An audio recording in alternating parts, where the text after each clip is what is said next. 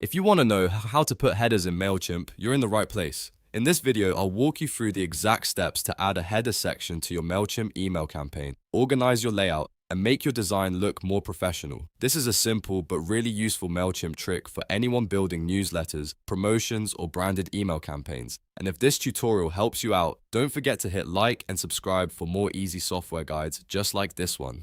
Alright, let's jump in.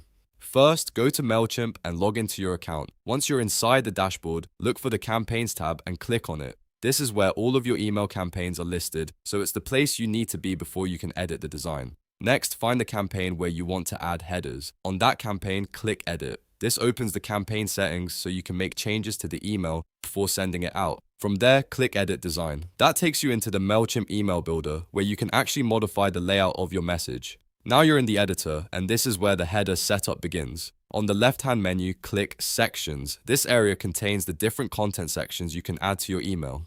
After that, click Add to insert a new section into your campaign. Once the new section appears, click on the newly added section so it becomes active. Mailchimp will let you control where it sits in the layout. To turn this into a header, click Move Section Up. If it doesn't reach the top right away, keep clicking Move Section Up again until it becomes the first section in the email. That's the key step because the section has to be at the top of the email to function like a header. After that, click Select Column to choose the column structure you want for your header area.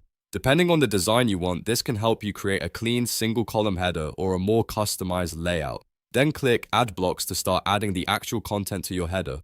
This is where you can place things like your logo, headline text, navigation style links, or any other branding elements you want at the top of the email. Take your time here and build the header so it matches the look of your brand. Once your header looks the way you want, make sure to click Save and Exit. This saves all the changes you made and takes you back out of the editor safely. At that point, your Mailchimp email will now have a header section at the top of the campaign, and that's it. You've just learned how to put headers in Mailchimp.